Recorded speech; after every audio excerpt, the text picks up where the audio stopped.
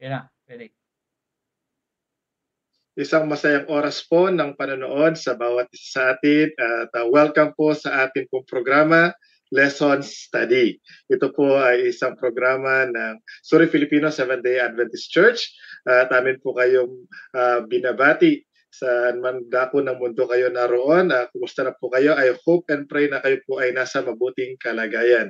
Ako po ay hindi nag-iisa sa mga oras po ito. Kasama po ating head elder na walang iba si Kuya Rex. Dalawa lamang po kami ngayon. Actually, tatlo sapagkat meron po mga ibang mga uh, gawain ng ating pong mga kaibigan na kasama sa lesson study. Ngunit ganoon pa man mga kapatid, tuloy-tuloy lang po tayo sa atin pong pagbibigay ng ministry sa ating pong mga kaibigan at kababayan sa Pilipinas. Ganyan din naman po sa ating mga kaibigan dito sa North America. Ako po ang inyong lingkod, Brother Jordan Herrera. Kasama po natin si Kuya Lito Corati sa likod ng camera. At ganyan din po si Elder Rex sa mga oras na ito. Para talakayin po ang ating pong leksyon sa Paaralang Sabado na sa date na November 11 to 17 na may pamagat na Mission to My Neighbor. Pero bago po tayo magpatuloy, Elder Rex, ay tayo muna ay manalangin. Tayo po ay manalangin. Mahabagi namin Diyos, pinanggagalingan ng katalinuhan at kabihasnan. Sa mga oras na ito, kami po ay nagpapasalamat sa isang malayang pagkakataon upang kami po ay makapag-broadcast na recording na ito para sa darating na Sabado para sa paaralang Sabado na darating.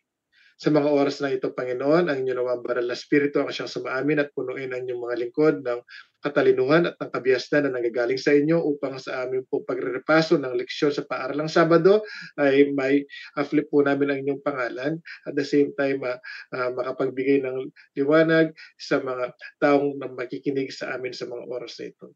Kung kami po, Panginoon, ay inyong nasumpungan nagkulang at nagkasala, kami inyong po patawarin at maraming salamat po sa inyong pakikisama sa mga oras na ito. Ito po ang aming hiling, asamat panalangin sa matamis na pangalan ng aming Panginoong si Jesus.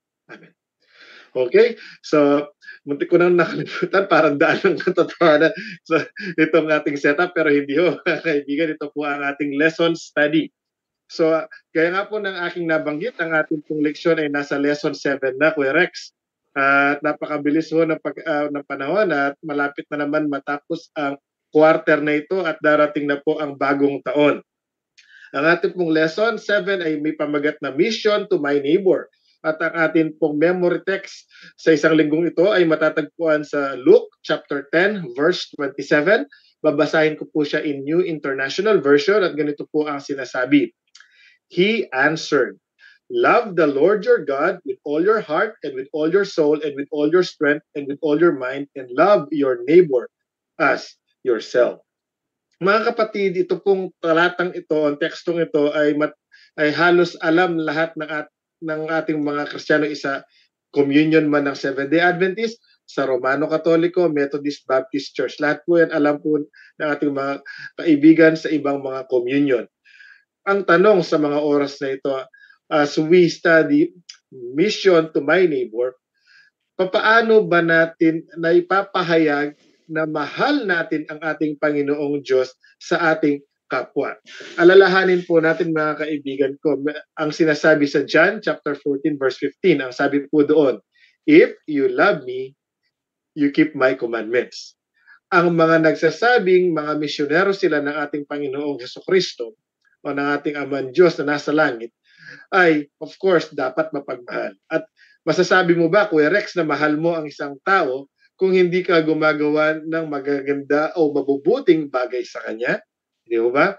At itong mga kaibigan ko ay isa sa mga puntos na ating pag-aaralan sa isang linggong ito sapagkat minsan nagsasabi ang different communions of Christians na sinasabi nila sila ay mga alagad ng ating Panginoong Hesukristo. Ngunit ang tanong mga kaibigan, naipapakita ba nila ito? Naipapakita ko, naipapakita ba ni Kuya Rex o ni Kuya Lito ang aming mga kasama sa lesson study na tayo ba talaga ay nag-i-spread ng pagmamahal ng ating Panginoong Diyos sa lahat ng tao na ating nakakasalimuha. Sapagkat kung sinasabi natin na mahal natin ang Diyos, at hindi tayo gumagawa ng kabutihan, ay tayo nga po ang sabi ng banal na kasulatan ay hindi nagsasabi ng katotohanan. Sapagkat ang malinaw po ang sinasabi sa 1 John chapter 4 verse 20, babasahin ko po in New King James Version, ganito po ang sinasabi sa 1 John chapter 4 verse 20, ganito po ang sinasabi. If someone says, I love God and hate his brother, he is a liar. Hindi po ako nagsabi dyan, mga kaibigan ko, ang banal na kasulatan. Kung sinasabi daw po natin na mahal natin ang ating kapwa, ang ating Panginoong Diyos, ngunit tayo ay namumuhi, nagagalit, o nasusuklam sa atin pong brother, which is in general, mga kapatid, our neighbor. Sino ba ang ating neighbor? Mga kaibigan ko, ang ating pong neighbor, kung babasahin po natin mula sa banal na kasulatan, we will base it upon the scriptures. It is our friends who is surrounding our circle. Ang ating pong asawa, ang ating mga anak, ang ating pong mga kamag-anak, ang ating kapitbahay, ang ating pong mga kaibigan sa ibang mga denomination. At the same time, ang mga tao na ating kinamumuhian na nakagawa ng mali sa atin, yan po ay kasama sa tinatawag nating neighbor na binabanggit ng banal na kasulatan. Kaya mga kaibigan ko, sabi nga po ng 1 John 4 verse 20, kung if someone says, I love God and hate his brother, he is a liar. For he who does not love his brother whom he has seen, how can he love God whom he has not seen? Totoo po ito mga kapatid ko, sapagkat kung ikaw nga naman, masasabi mo na ikaw ay isang apostol ng ating Panginoong Hesukristo, isang disipulos ng ating Panginoong Hesukristo, ngunit walang pagmamahal na nakikita sa iyo at na walang kang pinapakita na anumang bagay na kalugod-lugod sa iyong kapwa, paano mo masasabi na ikaw ay isang disipulo ng ating Panginoong Diyos? Ito po, sa isang linggong ito ay ang siyang itatakil, sapagkat kung niyo pong mapapansin mga kaibigan ko, yung ating pong memory text na matatagpuan in Luke chapter 10 verse 25 is 27, sorry mga kapatid, ito po is under the story of the parable of the Good Samaritan. Ito po ay matatagpuan in Luke chapter 10 verses 25 to 37. So, ngayon, ang tanong mga kapatid, ang tanong ng mga tanong mga kapatid, minsan sa ating pagmimisyon, hindi mo may iwasan na magtanong, di ba, Kuya Rex? Sapagkat minsan, kahit ako nga po, minsan mga kapatid, kapag dumadanas tayo ng mga kapighatian o problema sa buhay, minsan itinatanong mo sa buhay mo, ano ba talaga yung purpose ng Panginoon sa akin? At katulad po sa ating leksyon sa mga oras nito, sa paaralang linggo, merong isang katanungan na panunukson na nagmula doon sa guro ng Jewish law, which is the lawyer in Luke chapter 10, na kung saan mga kapatid, alam na alam naman ng lawyer na ito, because he is also an expert in Jewish law, kung ano ang kanyang katanungan. Ngunit sabi ka po ng talata in Luke chapter 10 verse 25, ganito po ang sinasabi, and behold, a certain lawyer stood up and tested him, o sa Tagalog po, tinutokso ang ating Panginoong Hesukristo at nagtanong sa kanya, Guro, teacher, what shall I do to inherit eternal life? Ito pong tanong na to, minsan mga kapatid, tanong din ho natin habang tayo po ay naglilingkod sa kanyang bukiran. Minsan kapag tayo po ay nagdadanas ng kahirapan, minsan na itatanong mo sa sarili mo, mga kaibigan, di ba? Kahit na ikaw na ay nagbabasa, kung ano nga talaga ang purpose ng ating Panginoon sa atin, at kung talagang sure na sure ang ating kaligtasan. Sa sitwasyong ito mga kapatid ko, doon sa tanong ng mga tanong, mapapansin yung mga kapatid that Jesus himself was not even rude. For indeed, in the following text, kanyang sinabi in Luke chapter 10 verse 26, ano pong sabi niya? What is written in the law? How do you read it? Sabi po gano'n, ano ba ang nababasa mo dito? So mapapansin niyo po dito, it was not even rudeness, sapagkat ang sinabi po ng ating Bible commentary dito mga kaibigan ko is it was not even implying a rebuke, but it was a courtesy, sabi po ng SDA Bible commentary, given to him to answer or an opportunity to answer his own question. At ano po ang sagot niya dun sa tanong niya mga kapatid? Ang sabi po niya ay ang sinagot niya mga kapatid is yung ating pong memory text na Love the Lord your God with all your heart and with all your soul and with all your strength and with all your mind, and love your neighbor as yourself. So napakaganda ng kasagutan niya, mga kapatid ko, na na nagsasabi sa atin na ang pamamaraan at o ang method po ng ating Panginoong Hesukristo ay iba sa method po natin, sapagkat ang tugon niya, mga kapatid, kung ako ito, Kuya Rax, palagi ko napikon na ako eh. Ano bang nababasa mo? Di ba? Minsan ganun po tayo, di ba? Minsan, although we are motivated, minsan, mga kapatid ko, talagang very challenging po ang, ang ministry, sapagkat kapag po kayo talaga ay nasa mission field, minsan, kung hindi ka motivated at the same time hindi ka prepared, mabibigla ka na lamang sa mga katanungan nila.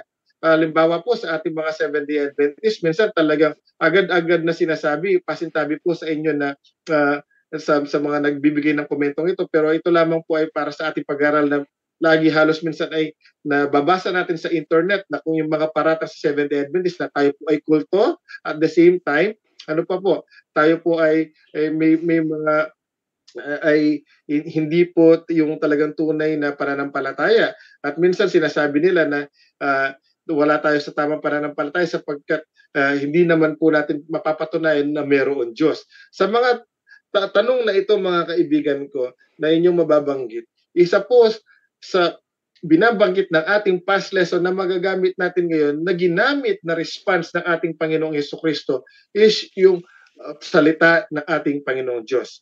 Tulad po ng kanyang response dun sa tanong ng mga tanong na lagi natin tinatanong na, how can I inherit eternal life? Katulad po ng tanong ng lawyer, the Jewish lawyer who is also familiar with the law, is also the question of some of us right now. But the good thing about what is about our lesson is the method o yung pamamaraan na ginamit ng ating Panginoong Hesukristo, na kung saan He is referring everyone who is motivated to preach the good news of salvation to always go back to the Bible itself.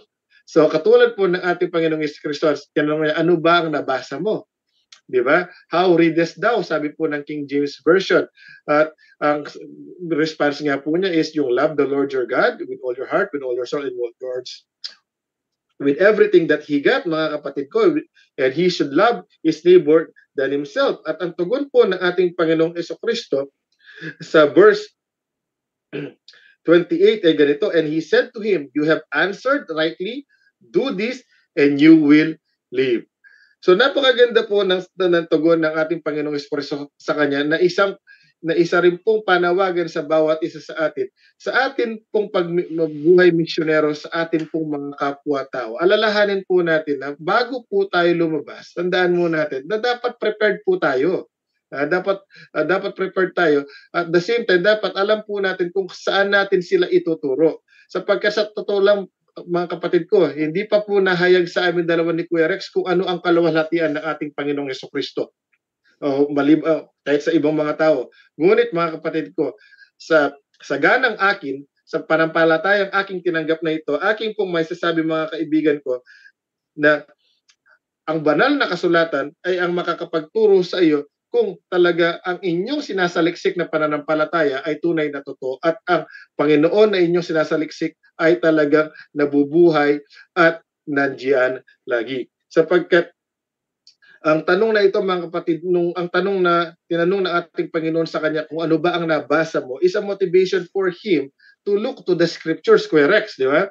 Sapagkat he was challenging him that when he searched the scriptures, he thinks that he can have eternal life, but of course, because the motive was wrong, technically, yung do sa tanong ng ating lawyer na yon, is ang motive niya is para tuksuhin ang ating Panginoong Hesukristo. Pero sa totoo lang, mga kaibigan ko, if he has a right motive, nasumpungan niya sa in accordance to John chapter 8 or John chapter 5 verse 35, as he searched the scripture, he should search none other than Jesus Christ, our Savior. Kaya ang challenge sa atin ng isang linggong leksyon ito, mga kapatid, is para mahanap natin kung talaga ba tayo ay nasa tamang daan. Inihikayat tayo according to Acts chapter 17 verse 11, ayon po sa talatang ito, that these were more fair-minded than those in Thessalonica, in that they received the word with all readiness and searched the scriptures daily to find out whether these things were so. At ganyan din po ang sinasabi sa Mateo 26:56, at babasahin ko po sa English, Matthew 26 verse 56, ganito po ang sinasabi, "But all this was done that the scriptures of the prophets might be fulfilled. Then all the disciples forsook him and fled." So, ano po ang ibig sabihin, mga kapatid ko? Sa atin pong pagbabasa ng banal na kasulatan, makikita po natin ang kasagutan. Ngunit sa point na iyon, mga kapatid, hindi po na ang response po sapagkat ang response po actually nung lawyer is talagang challenge pa ang ating Panginoong Jesucristo sapagkat hindi siya satisfied, correct, do sa kasagutan, di ba? Tinanong niya, who is my neighbor? Tinanong niya kung who is my neighbor. Kaya po nabanggit ng ating Panginoong Jesucristo yung dun sa mga succeeding verses is yung the parable of the Good Samaritan. So, ang lahat po ng mga kasagutan dun sa katanungan ninyo, mga kaibigan ko, is matatagpuan lahat po yan sa banal na kasulatan. Kaya ang puntos na gusto ko pong sabihin sa inyo sa mga oras na ito, kung magmi-missionary tayo sa ating pong kapwa-tao, dapat, mga kaibigan ko, kahit nasabihin mong ikaw lamang ay isang hindi ka preacher, pero Kuya Rex, dito mo makikita, di ba? Kailangan, kahit nasabihin mong ikaw lamang ay handshaker, ikaw ay nasa hospitality ministry, dapat alam mo din kung ano yung good news. Hindi ba, mga kapatid? Dapat kapag ikaw ay tinatanong, alam mo na kung ano yung ating pinapaniwalaang pananampalataya. Sapagkat kung hindi mo alam, syempre, sorry to say, mapapahiya ka. Kapag napahiya ka, minsan ayaw mo nang mag-share. Pero kahit sabihin mong hindi ka preacher, hindi ka evangelist, hindi ka lay worker, mga kaibigan ko, ikaw isang ang iyong talent ay halimbawa ikaw ay nagluluto, o sabi ko nga ikaw ay taga-kamay sa iglesia, ikaw ay isang diakono na tumutulong sa building committee. Pero mga kapatid ko, tandaan po natin, hindi natin maiiwasan sa ating pagmimisyon sapagkat this is a part of the mission na ikaw ay tatanungin din ng kapwa mo kung ano ang klaseng pananampalataya meron ka. Kaya sa mga bagay nito, mga kapatid ko, ang example po ng ating Panginoong Jesucristo, ang pamamaraan niya na lagi siyang nagpo-point out sa banal na kasulatan ay dapat po ay gating gagayahin sapagkat kung bagamat hindi tayo magaling sa ganitong bagay, ngunit mga kapatid, sa mga simple sentences, dapat po ating maisagot ng tama at sa tamang pamamaraan ang mga tanong na minsan ay mahirap tanungin. So sa mga oras pong ito, mga kaibigan, akin muna pong puputulin ang aking part at atin pong ibibigay ang pagkakataon kay Kuya Rex para sa kanyang mga puntos sa lesson na ito. Maraming salamat po. Maraming salamat, Brother Jordan. Paalala lang po, mga kapatid, mga kaibigan, ito po ay lesson study. Kami po yung mga familiar faces din na nakikita nyo sa daan ng katotohanan. Ngunit ine-expect po natin na hindi po kayo malilito sapagkat ang programa po natin ngayon ay lesson study. Nakatutok po ito sa pag-aaral ng quarterly lesson. At inihahandog po natin itong pag-aaral na ito unang-una, siyempre sa ating mga kapatid sa Suri Pilipino. At kasunod na rin dito yung lahat ng mga maaabot ng ating programa bilang paghahanda sa ating diskusyon o pag-aaral sa darating na Sabado. Okay? Itong coming na Sabado, November 18, mga kapatid. Ano po? Gusto ko pong ipagpatuloy ang mga nasimula ni kapatid na Jordan. Alalahanin po natin, mga kapatid, ang ating Diyos na pinaglilingkuran at sinasamba ay tinatawag na Diyos ng pag-ibig. Ang sabi po dito sa unang Juan, Kapitulo 4, 1 John chapter 4, verse 8. Ganito po ang ating mababasa. Unang Juan 4:8. Ang hindi umiibig ay hindi nakakakilala sa Diyos, sapagkat ang Diyos ay pag-ibig. So ang pamamahala na ginagawa ng Diyos sa langit at sa lupa ay nakapundasyon sa salitang pag-ibig. Kaya po, nung sagutin niya, yung lawyer, ibigin mo ang Diyos at ibigin mo ang iyong kapwa na gaya ng iyong sarili. Ang mapapansin po ninyong 2 beses na ginamit niya doon ay ang salitang pag-ibig. Sapagkat doon nakapundasyon ang gobyerno ng ating Panginoong Diyos.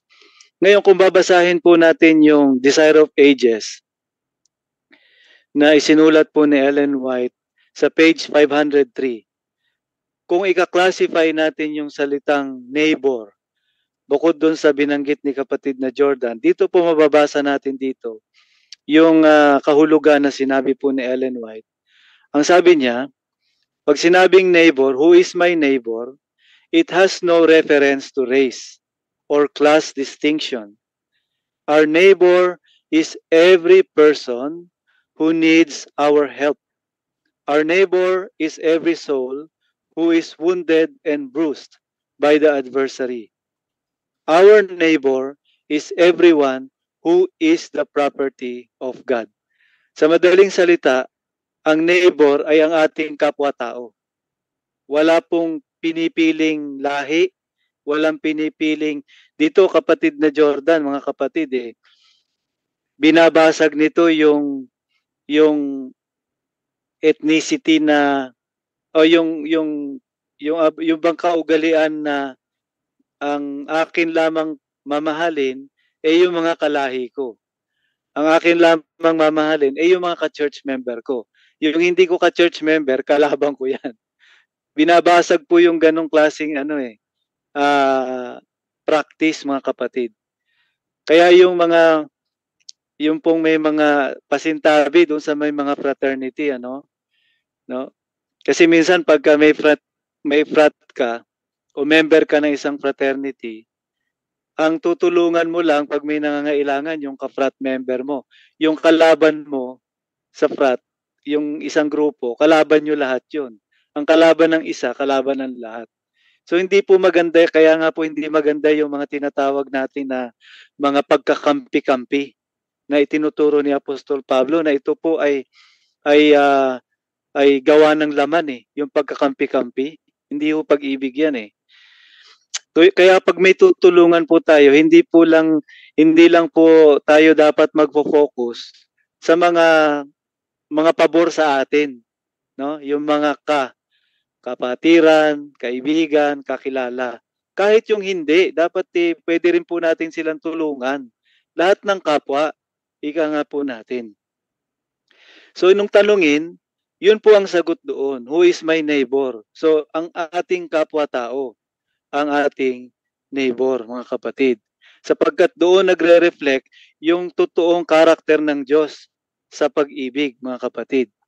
Kung minsan, madali lang pong sagutin ang mga katanungan ng mga kapatid, ng mga humihingi sa atin ng katanungan. Pero ang mabigat ay yung i-practice yung nalalaman mo sa Biblia. Ano ho? Maraming tao na maraming alam na mga memory verses, hindi naman po masama yun, mga kapatid, mga kaibigan. Maraming tao na halos alam ang kasagutan sa mga katanungan sa Biblia, hindi rin po masama yun. Pero ang kadalasan pong nagiging kulang ay i-practice yung nalalaman sa Biblia, mga kapatid. Yun po ang problema nitong lawyer na ito Marami po siyang alam na mga batas. Sinusubok nga niya ang ating Panginoong Hesus Marami siyang mga alam na batas, mga law, pero ang tanong, pinapractice ba niya yung mga alam niyang batas na yon, mga kapatid? Kung i-apply po natin sa panahon natin itong pagsubok na ito, ang mahalaga po, mga kapatid, ay yung ini-apply yung mga katotohanan, yung mga liwanag na nalalaman ng tao sa Biblia. Hindi yung theoretical lang o puro theory lang, mga kapatid. Anong saysay na alam natin lahat ng theory, hindi naman natin alam i-practice, mga kapatid. Tandaan po natin, ang pananampalataya na walang gawa ay patay. mga kapatid. Kaya bilang pagliliwanag ay sinagot ng ating Panginoon ang katanungan na ito sa paglalahad ng isang maaring sabihin natin ito na isang talinghaga, pero pwedeng nangyari din sa totoong buhay. Yun pong Good Samaritan. Ano? So titingnan po natin dito mga kapatid, yung nangyari. Ito po ay sa Kapitulo 10 ng Lucas, Luke chapter 10, verses 30 to 37. Mabilis lang po ito mga kapatid. Sumagot si Jesus at sinabi sa isang taong bumababa sa Jericho na mula sa Jerusalem, at siya'y nahulog sa kamay ng mga tulisan. At sa kaniya'y sumamsam at sa kaniya'y humampas, at nagsialis na siya'y iniwan, halos patay na. So ito yung ekspresyon ng pag-ibig mga kapatid eh. Huh? Ano nangyari? At nagkataong bumababa sa daang yao ng isang saserdote. Ito na yung sinasabi natin. Itong saserdote, maraming alam na batas to. Sa Torah, sa mga awit at sa propeta. Maraming alam po ito, mga kapatid. Pero ano nangyari? Nang makita siya ay dumaan sa kabilang tabi. Iniwasan lang. Anong sumunod? At sa gayon din, paraan ay ang isang Levita. Ito mga lahi din ng mga priest ito eh, Brother Jordan. Ano naman na nangyari? Nang makita niya yung biktima na binugbog, ay dumaan sa kabilang tabi. Umiwas din. So kaya hindi po pamantayan dito yung maraming nalalaman, hindi pamantayan dito kung anong posisyon mo sa church, hindi po pamantayan dito yung kung ano ka, kundi ano po yung mga kasunod. Ano nangyari? Datapwat ang isang Samaritano, hindi nga po niya ito kalahi eh.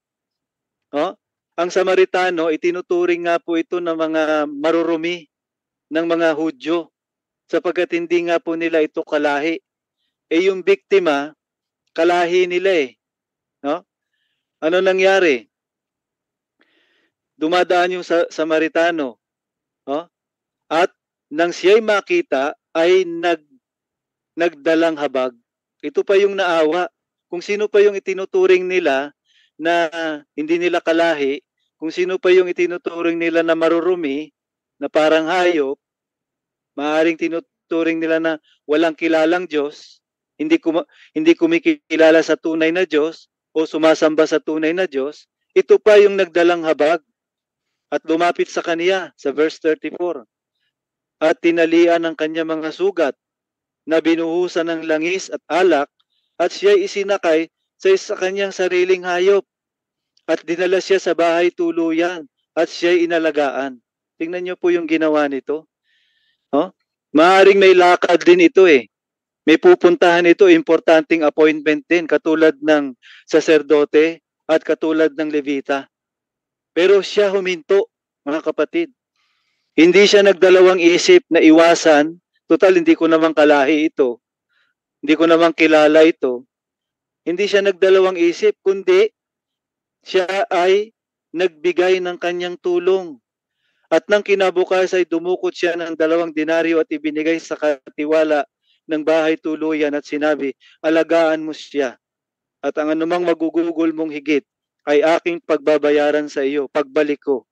Ang tanong, sabi dito sa verse 36, sino sa tatlong ito, sa akala mo, ang nakipagkilalang kapwa-tao sa nahulog sa kamay ng mga tulisan? Sino talaga sa kanila ang nag-express ng tunay na pag-ibig? Sino sa kanila ang nakipagkapwa-tao, sabi ng Panginoon? At sinabi sa 37, at sinabi niya, ang nagkawang gawa sa kaniya. At sinabi sa kanya ni Jesus, humayo ka at gayon din ang gawin mo. Maliwanag po dito mga kaibigan, mga kapatid. Hindi po ito mahirap na maintindihan. Na kung saan ang ekspresyon ng pag-ibig ay hindi lamang yung pagbibigay ng sagot sa tanong, kundi aplikasyon sa nalalaman mong katotohanan. Walang pinipiling lahi, walang pinipili ka-religion ko ba ito, walang pinipili na ito ba ay kalaban namin? Kaaway ko ba ito? Walang gano'n, no? Pinag-uusapan dito. Kundi kapwa, mga kapatid. Totoo, pag minsan umiiral sa atin yung instinct na bakit ko naman tutulungan yan? Unahin ko na lang muna yung sarili namin. No? Merong mga ganong mga instances. Pero ang tanong, sino ba yung immediate na nangangailangan? Di ba? Sino ba yung immediate na humihingi ng tulong sa oras na yon? Kailangan pa ba natin mag-isip? Sino ba yung nangangailangan ng tulong sa amin? Hindi, andyan na sa harap mo eh. Yung halimbawa na binigay ng ating Panginoon, nandun na sa harap nila yung nangangailangan ng tulong. Maaaring may nangangailangan dun sa church ng saserdote, kaya niya iniwasan. Maaaring may mas nangangailangan ng tulong doon sa church na pupuntahan ng Levita. Maaaring iisa lang yung church na pupuntahan nila, kaya nila iniwasan. Ipa-prioritize ko muna yung nangangailangan dun sa amin. Pero ang binigay na halimbawa ng Panginoon, sino yung nangangailangan ngayon? Diyan sa harapan mo. Ano? Hindi mo na kailangan isipin muna yung nangangailangan sa inyo.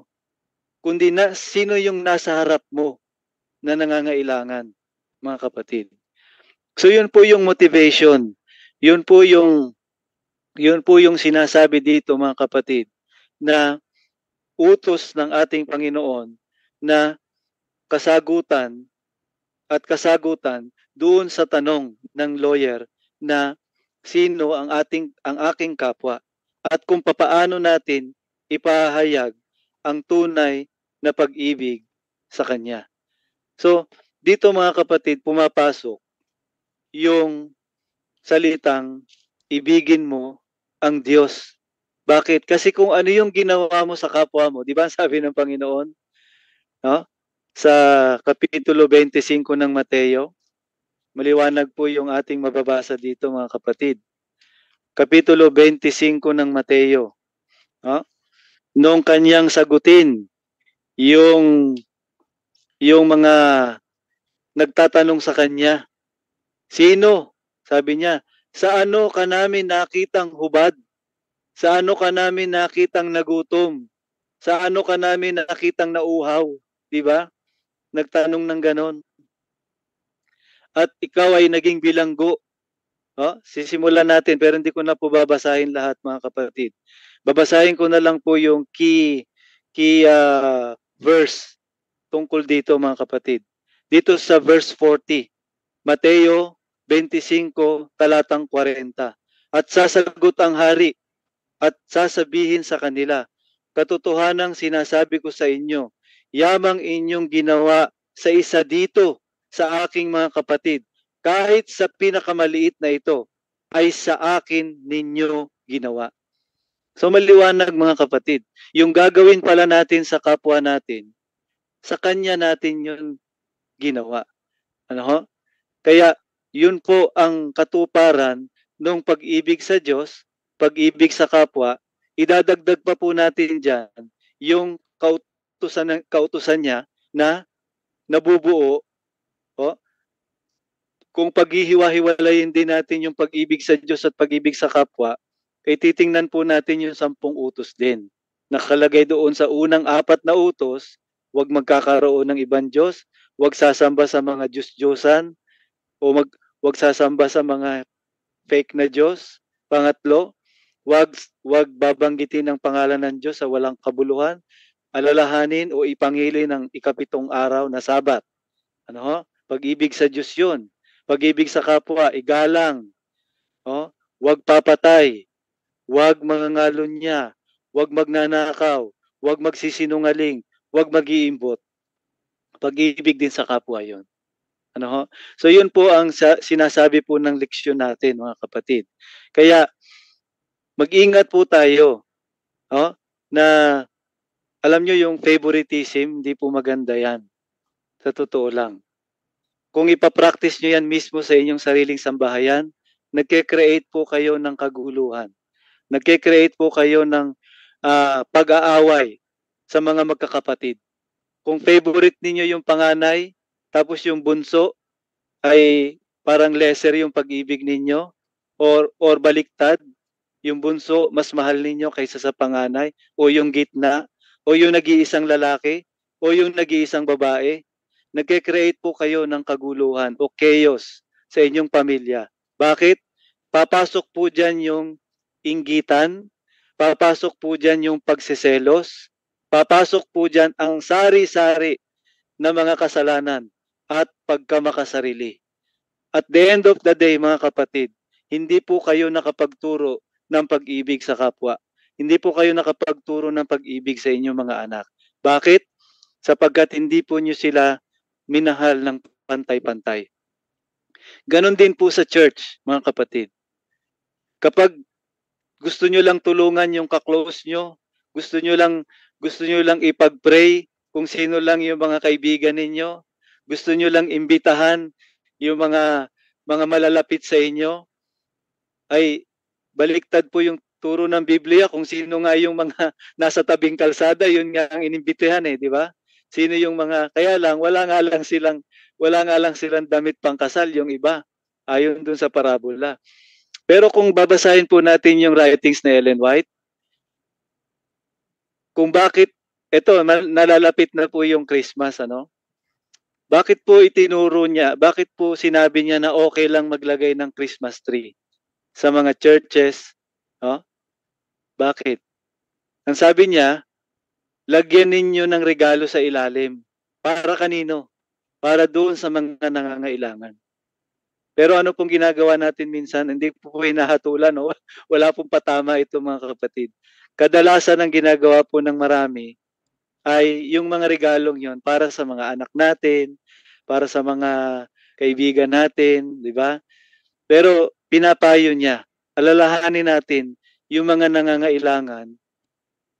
Maaring ito ay outside sa church natin ng regalo doon sa Christmas tree, mga kapatid. Patunay lang na ipinapayo ni Ellen White yung pag-ibig sa neighbor ay talagang hindi po nakafocus sa mga members or circles of the family lang natin or circles of friends or church members, kundi kahit sa hindi natin mga kapananampalataya o kapamilya o kaibigan, mga kapatid.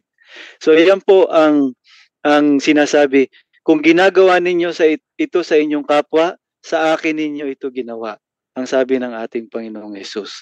Kaya mga kapatid, sabi po dito sa ating pong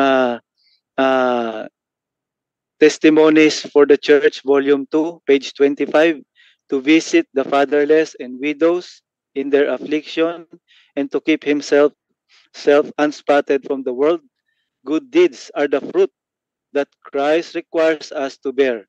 Kind words, deeds, and benevolence of tender regard to the poor, to the needy, the afflicted. So yun po ang katuparan ng pag-ibig sa Diyos at pag-ibig, most likely dito sa topic natin na ito, na pag-ibig sa ating kapwa. Okay, maraming salamat Elder Rex sa iyong na-share na mga puntos. Totoo yan mga kapatid, sapagkat alam niyo noon, Kuya Rex, ang paniniwala ko kapag ang mga kapatiran ay nandun sa ibang denomination or communion, hindi mo na sila pwedeng pag-pray. Huwag ka na mag-mission. Pray mo. Alam niyo, mali po ako mga kapatid sa pag-aaral ko ng pagsalita ng Panginoong Kristo sa Biblia. Pag-alaman ko, na kailangan talagang ipag-pray mo rin ang kapwa-tao. Ipag-pray mo sila, ipag-pray mo ang gobyerno. Sabi ko, hindi naman sila Seventh-day Adventist, Kuya Rex. Huwag mo silang ipag-pray.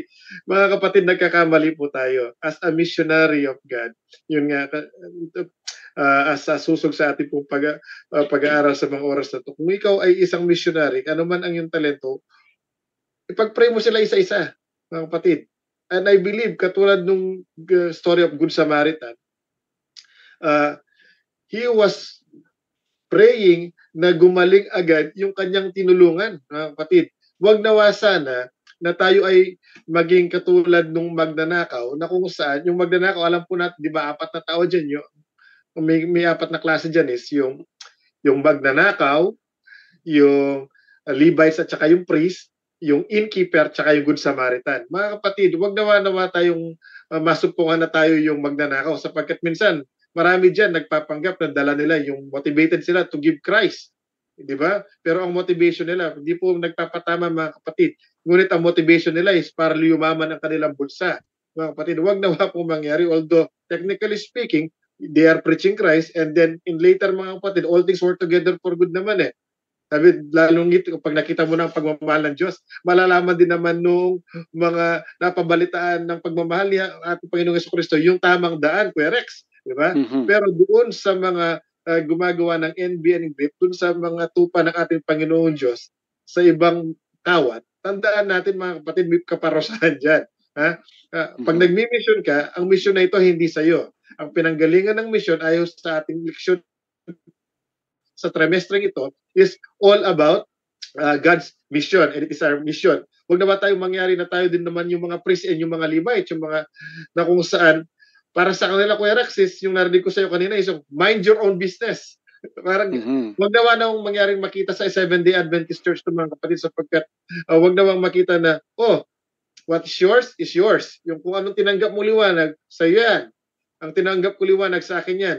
Basta't bahala na ang Panginoon. Nagkakamali po kayo mga kapatid ko sapagkat bilang isang Seventh-day Adventist, ang ating pong komisyon, gaya ng past lesson, is to teach them everything whatsoever Jesus has commanded us, which is found in Matthew chapter 28 verse 19. Huwag namang mangyari na, hindi sila welcome sa ating church. Huwag pong ganoon mga kaibigan ko. Ang mission po natin sa kanila is in honesty, yung totoo po yung sinabi ni Kuya Rex kasi hindi ko po alam dati ito eh. Hindi ako dating nagbibigay ng tulong sa iba. Sabi ko sa church na lang natin. Ngayon na pag-isip-isip ko nga, di ba? Anak din sila ng Diyos. Kailangan tulungan sila mga kaibigan ko. Okay? Kaya kung doon sa mga bagay na ito mga kapatid, wag po tayong maging parasitic attitude na kung saan what is yours and what is mine is mine. And which we should not be like the innkeeper as well. Na parang kung wala kang tatanggapin, wala kang gagawing mabuting kalooban. Hindi ba, Kuya Rex, doon sa innkeeper, naghintay yan eh. Naghintay yan na babayaran siya eh.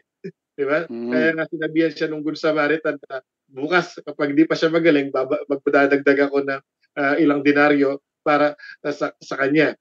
Tandaan natin mga kapatid ko, ang napakaganda ng ating lesson sapagkat babasahin ko lamang po yung karagdagan dito sa Desires of Ages, page 504. Ganito po ang sinasabi. Many who profess His name have lost sight of the fact that Christians are to represent Christ. Unless there is practical self-sacrifice for the good of others, ito, tinabi po practical, ibig sabihin itong makatotohanan, hindi lang po ideology. Dapat mayroong reality, mga kapatid ko. In the family circle, in the neighborhood, in the church, and wherever we may be, then whatever our profession, we are not Christians.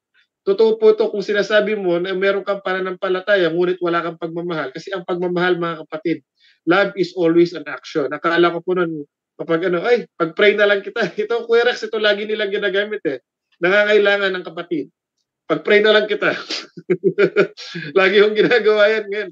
Ngayon mga kapatid, natutunan ko kahit hindi po ako mayaman, mga kapatid, ngunit sa pagpapala ng ating Panginoon Diyos, kahit papano, doon sa mga naghihingi ng tulong, nakakabigay tayo kahit magkano. Hindi man natin kayang ibigay yung porsyento na gusto nilang hingin mga kapatid. Ngunit sa abot ng makakaya, kapag humihingi ang mga kapatid, mga kaibigan ko, tulungan po natin. Bago pa mahuli ang lahat. Minsan mga kapatid, hindi natin alam, hindi tayo nakakabasa. We cannot read and search the minds and heart of each individual, mga kapatid. Only God, that which is found in Jeremiah chapter 17 verse 10. But the thing is, as a missionary of God, what we can do now, ipagkaloob po natin. Kung nangangailangan na siya ng 100, kung meron kang 5 piso, mga kapatid, yun ang kayang iabot ng iyong puso, ibigay mo yung 5 piso. Sapagkat ako po ay naniniwala, mga kapatid, na kapag ibinigay mo ng taos puso, ang Diyos ang gagawa ng pamamaraan para punuin yung pagkukulang na dun sa hinahanap na budget, mga kaibigan ko. But the point here is naging kang magandang missionary na out of your kindness of your heart through God, mga kapatid, ay nagbigay ka. So ito po ang aking masasabi na karagdagan. At ano pa ba ang iyong madadagdag na karagdagan? Meron po tayong 10 minuto, Kuya Rex. Maraming salamat, Brother Jordan. Sa totoo lang ay hindi natin kayang ibigay ang lahat ng pangangailangan ng mga tao sa mundo, no? Hindi rin natin kayang isolve lahat ng problema dito sa mundo, mga kapatid. Pero naalala ko po yung isang kwento na ewan ko kung saan ko ito nabasa pero hindi ko na matandaan. Pero nakita niya po yung lahat, ang daming mga starfish na nakakalat po doon sa dalampasigan, doon sa buhangin.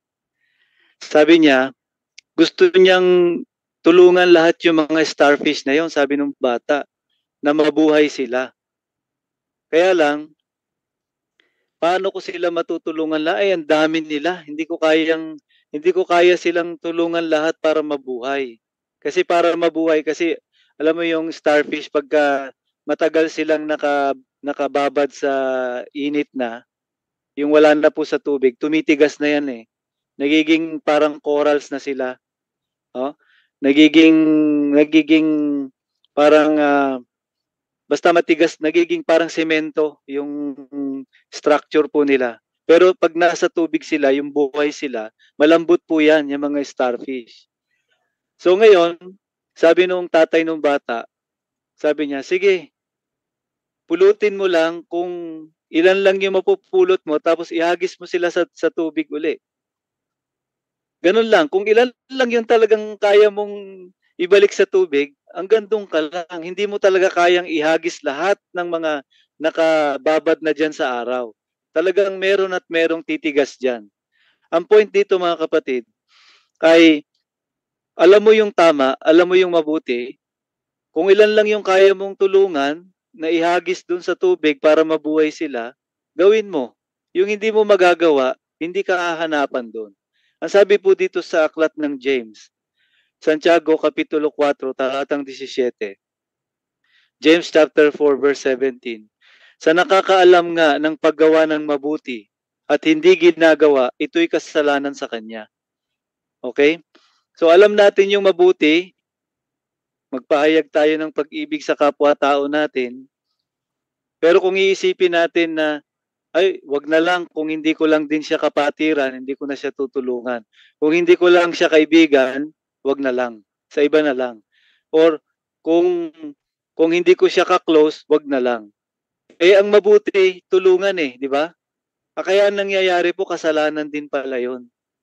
Kapag namimili lang tayo, kung sino lang yung ating ipagpipray, kung sino lang yung ating tutulungan, kung sino lang yung ating, alam nyo na, yung gagawa ng mabuti in general, ay nagkakasala din po tayo. Para na rin tayong tumulad doon sa mga sa saserdote at saka doon sa Levita na karakter doon sa kwento ng ating Panginoong Hesus.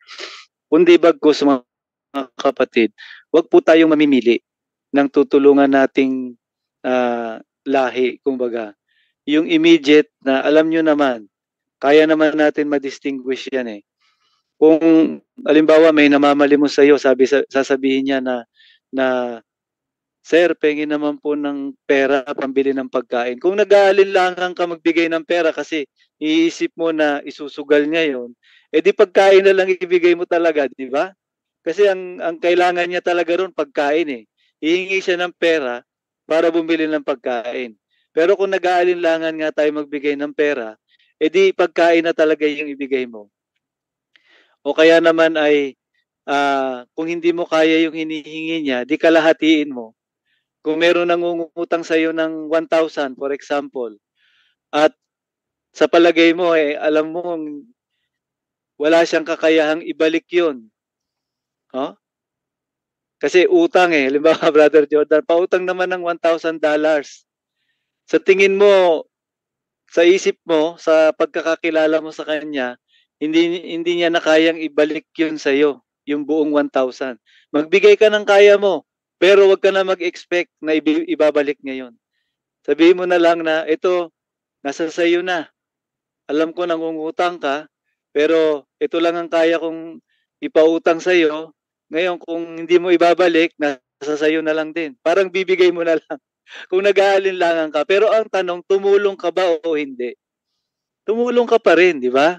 Hindi nga lang yung eksaktong amount na hinihiram niya o hinihingi niya. Okay? So in that situation, no judgment, mga kapatid. Ikaw at ang Diyos lang ang nakakaalam. Pero be wise din sa ibang pagkakataon. Halimbawa, may nag-hitchhike dyan. Sinabi na nga na no hitchhiking kasi maraming kaso na na hino-hold up eh, no? Eh kasi sabi ng Biblia, tulungan natin ang neighbor natin eh. Pero alam nyo, papasok din diyan yung ano eh. Dapat magkaroon din tayo ng discernment, ika nga natin. I-discern nyo rin. Hindi yung sinabing ganon, eh hindi ka na mag-iisip, tulong. Tapos ngayon nung may nangyari sa yung masama, sisisihin mo ngayon ang Diyos. Bakit? Eh kasi sabi ng Biblia eh. Anong sabi ng Biblia? Maging matalino ka rin, na gaya ng ahas. Maging maamo ka, na gaya ng tupa. So hindi lang po iisa ang talata sa Biblia. Meron ka ring dapat i-consider din, mga kapatid. Sinabi na nga na bawal ang hitchhiking. Nag-hitchhike ka, di-hold up ka, o kaya may pinatay pa sa pamilya mo. O kaya baka mamaya addict, yung wala sa isip. Biglang humugot ng kutsilyo at inihingi yung sasakyan mo. So mag-ingat din po tayo, mga kapatid. Hindi lang po tayo dapat na ganun lang ang iisipin po natin. Mahal natin yung kapwa natin, okay? Pwedeng nag-hitchhike ka, pwedeng mag-iwan ka, lampasan mo siya. Tapos yung iba ang ginagawa, may pagkain sila sa sasakyan, binibigyan nila ng supot, iniiwanan nila sa tabi. Pag madaanan niya yon, kukunin niya. Pero ayaw mo lang siyang isakay kasi natatakot tayo eh, di ba? Nag-iingat tayo at ipinagbabawal nga. Pagdating sa ganung punto, walang judgmental dito, mga kapatid.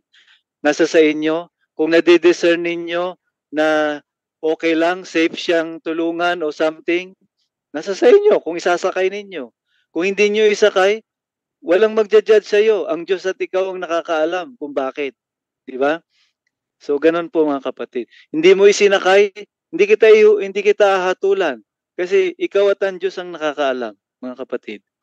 Yung adik humihingi ng pera sa iyo, hindi mo binigyan ng pera, no judgmental. Bakit? Kasi iniisip mo baka ibili niya ng drugs. May mga ganong punto na dapat po nating i-consider. Pero ulitin ko, walang hahatol sa iyo. Ikaw at ang Diyos ang nakakaalam. Binigyan mo siya ng pera, nasa sayo. Ibili niya ng drugs, ibili niya ng pagkain, it's up to him. Ang Diyos ang nakakaalam din. Kung binigyan mo man siya ng pera, hindi ka rin hahatulan, hindi ka rin pag-iisipan ng masama. Kinukonsinti niya. No.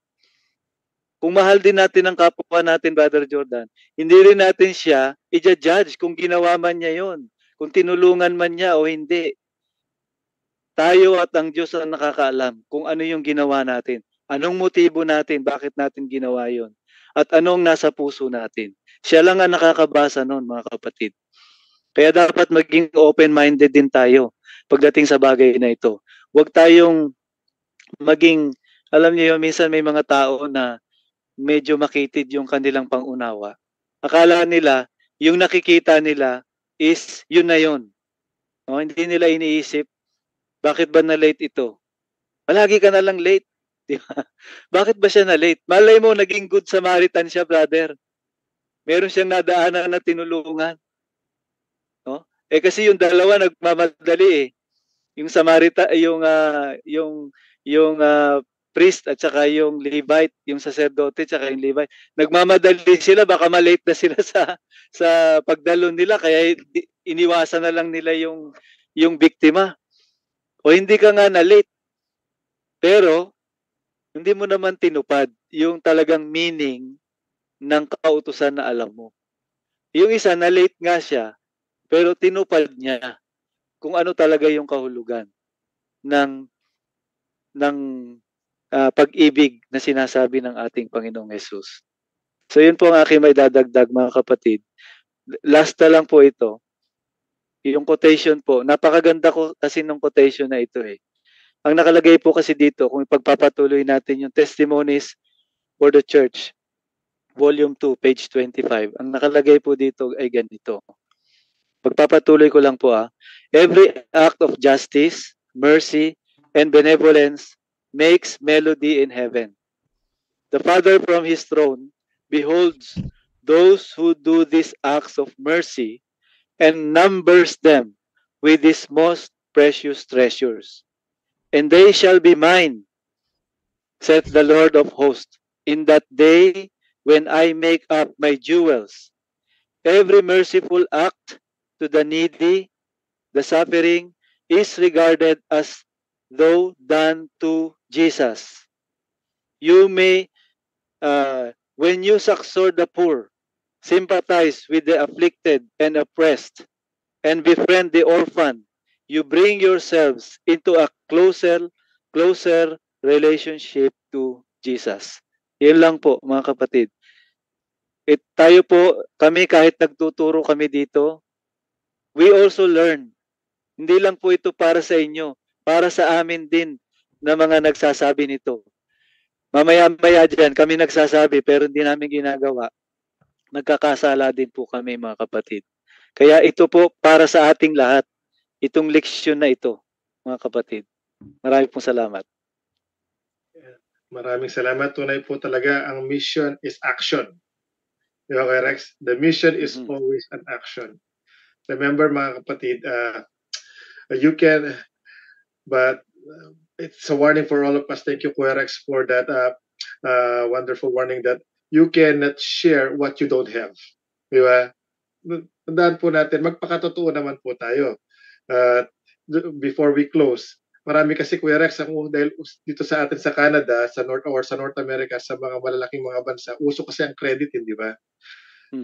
Mag-ingat naman po tayo, baka sa kakatulong naman natin, mabaho naman tayo sa utang. At bandang huli, katulad ng mga nagtatanong kung bakit ako nagkaganito, Panginoon, baka mali pala ang motibo. Tandaan po natin, mabuhay lang po tayo na tumulang na maging practical din po tayo, mga kaibigan ko, sapagkat yun ang turo ng ating Panginoong Jesucristo is to be practical. Di ba? In anything, mga kapatid, we are given light. So that light that He has given us, we should capitalize. And we should not, we should not give what we don't have. Kung sa pera, mga kapatid, at hindi ka naman talaga ganun kaya, huwag ka naman magmamayabang kasi minsan converted kasi nagbibigay tayo sa Pilipinas, Kuya Rex, kaya bandang huli pala, nahihirapan ka. Mga kapatid, let us be mindful of our motives. Tandaan po natin, at the end of the day, even though you give, but God loves a cheerful giver. Baka sakaling, yung mga tumanggap ng pera, alam nila, ikaw ay isang cheerful giver, but deep inside, sabi niya, mabigat sa loob. Sabihin niya, di ba? Para mabayaran ko ito. Mag-ingat din po kayo, mga kaibigan ko. Hindi ko po kayo tinatawanan or kasi minsan nakakatawa na gusto nilang tumulang. I get it, but maging tapat din po kayo. Huwag po tayo magsisinungaling doon sa mga tinutulungan natin. Kung ano lang ang kaya nating ibigay, yun lamang po ang ibibigay natin. Tandaan po natin, ang inyong binigay, ang magpapalaki niyan is walang iba kundi ang ating Panginoong Yesus kung ikaw ay naging cheerful giver. Last na lang po, nababasahin natin at bago panalangin si Elder Rex. Tandaan po natin, sabi po dito in practical terms, sabi po dito ni Ellen White in The Ministry of Healing, page 195. Real charity helps men to help themselves. If one comes to our door and asks for food, we should not turn him away hungry. His poverty may be the result of misfortune, but true beneficence means more than mere gifts. It means a genuine interest in the welfare of others. We should seek to understand the needs of the poor and distressed and to give them the help that will benefit them most. To give thought and time and personal effort costs far more than merely to give money, but it is the truest charity. Ito po ay ayon kay Ellen G. White, The Ministry of Healing, page 195. Nawa, mga kaibigan ko, sa napakaikling oras ng ating pagrepaso ng paaralang Sabado ay natuto po tayo na sa ating misyon, mga kapatid ko. alalahanin natin that we have our pattern, which is none other than our Lord Jesus Christ. Muli, kami po ay nagpapasalamat sa inyong pagsama sa amin sa mga oras na ito, sa ngalan po ng lesson study, sa aming po mga kasama, ay Kuya Lito sa likod ng camera. Kami po ay nagpapasalamat at makikitang-kita muli po tayo para sa ating po pagrerepaso ng ating leksyon sa mga susunod na may pamagat na Mission to the Needy. Ito po ay sa November 18 to 24 at atin po muli itong pagdidiskasan sa susunod na mga araw. At nawa, ang bawat isa po ay pagpalain sa isang linggong ito at mag-ingat po tayo. At ngayon, ipagkaloob po natin ang pagkakataon kay Kuya Rex para sa kanyang panalangin. Tayo manalangin. O Ama naming Diyos na siyang Diyos ng pag-ibig, salamat po sa pag-uunawa ninyo sa amin, sa aming mga kahinaan, sa aming po mga pagkukulang, at sa pamamagitan po ng leksyon na ito ay muling maipaalaala sa amin ang tunay na kahulugan ng pag-ibig sa aming kapwa. Patuloy po namin na hindi lamang maintindihan ito o malaman kundi maisakatuparan sa aming mga pang-araw-araw na pamumuhay. Hindi po upang iangat ang aming mga sarili o ang aming mga ginawa, kundi maiangat ang tunay na pag-ibig ng aming Panginoon. Salamat po sa banal na Espiritu at sa programa sa gabing ito. Sa pangalan po ng aming Panginoong Hesus. Amen. Alright, muli sa ngalan po ng aming mga kasama sa lesson study, maraming salamat po sa inyong pagtutok sa amin. Magkita-kita po tayo muli sa mga susunod na araw. Paalam po.